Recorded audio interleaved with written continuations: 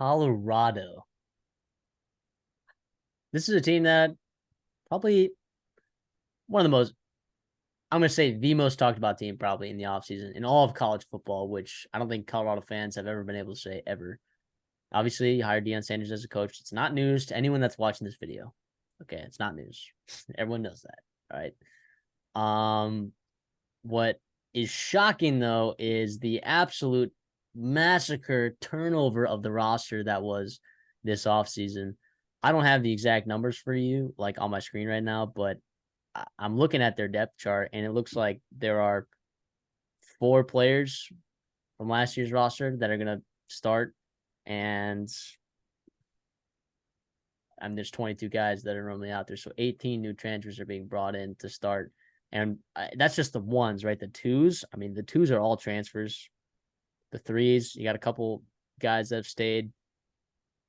This roster was entirely overhauled. But the guys they actually brought on they're no slouches. Shedeur Sanders is not a terrible quarterback. Maybe he hasn't played at a Power 5 level or, in fact, a Division 1 level at all. But there's a lot of things to like about him. Travis Hunter, obviously, right? He's number 1 player in the country coming out of high school a couple years ago. Shocked everyone who went to Jackson State.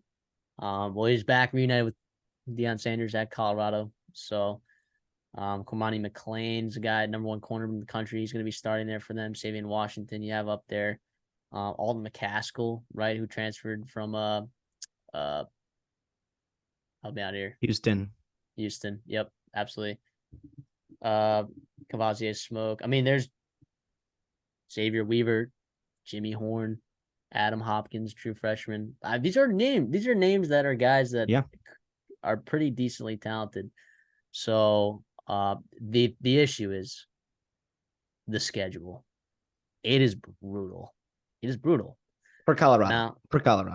Yeah, for Colorado. Right. I think, yeah. We'll talk about it relatively, but you go to TCU, right? Team that just played the national championship game. Come on. I know that you're big underdogs in that game, aren't you? You're huge underdogs in that game. Nebraska, you get at home, I guess, but that's still, that's a game you won't be favored in. Colorado State is probably the most underrated team in the Mountain West going into this year. A rivalry game too with Colorado and Colorado State. Rivalry game. Clay Milton's back. Torrey Horton. Come on. You got that team could be a lot better than people think. I believe. And then of course you go Oregon, USC. When you play Arizona State, you play them at Arizona State. Stanford. Good job, Colorado. You'll get a win there. Good work. At UCLA, Oregon State, Arizona, I guess you get at home. But again, we talked about Arizona being pretty explosive on offense, which honestly is good for Colorado because they have a pretty decent secondary. That'd probably be the strength of this team, or one of the strengths. At Washington State and at Utah. That's so many games. You're going to be favored in 2 games this entire year. You're going to be favored in 2 games. Now, depending on how the first couple weeks go, but just looking at it right now, right, if Vegas was to set lines for each of these games, you're favored in 2 games. And the over-under is at 3.5. So can you find another 2 wins? What say you? Well, the thing is how do you power rate Colorado if you're Vegas? They had a very, very hard time, I'm sure, debating on how to power rank them. So with their lines, you really don't know. They could come out and would it surprise me if they made a bowl game? Yes. But with the talent on paper on this team, it's not super, super impossible, along with the really, really good staff that I think he brought in. Right. Offensively, you got Sean Lewis, who was a head coach at Kent State, who's got the up tempo, spread the field crazy wide. Right, very flashy, but they also have physical-based run with an offensive line. You bring in the offensive line coach from Kent State with Sean Lewis, and then Charles Kelly from defensive coordinator from Alabama, has called plays before at Florida State. He's more of a recruiter. That's where his strength is, but obviously, he's got Nick Saban and Pete Golding influence under him. I don't know. Well, how about Mike Zimmer as an analyst? Yeah.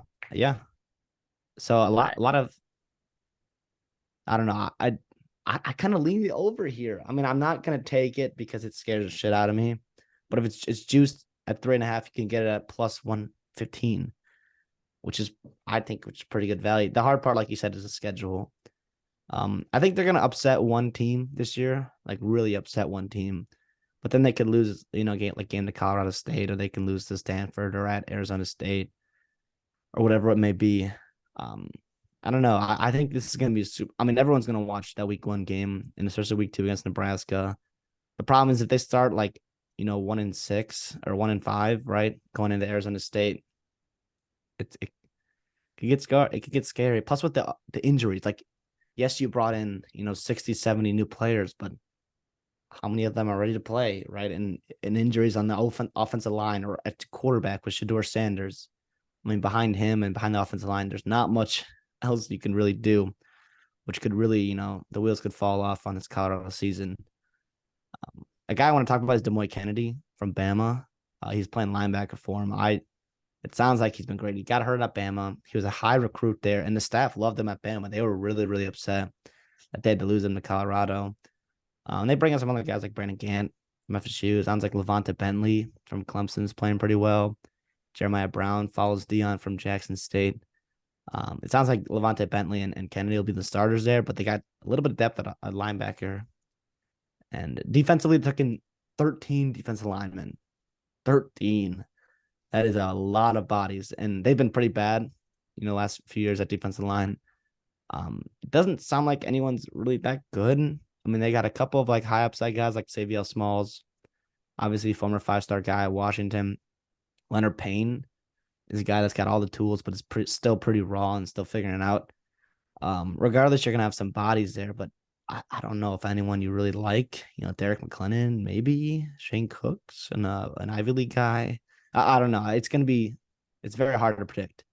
If you're a Colorado fan, you have to be excited about the future for sure, but who knows what 2023 is going to bring to you guys. Yeah, absolutely. I push 3.5 over, too rich, under. I don't know. So like to me, I think 3.5.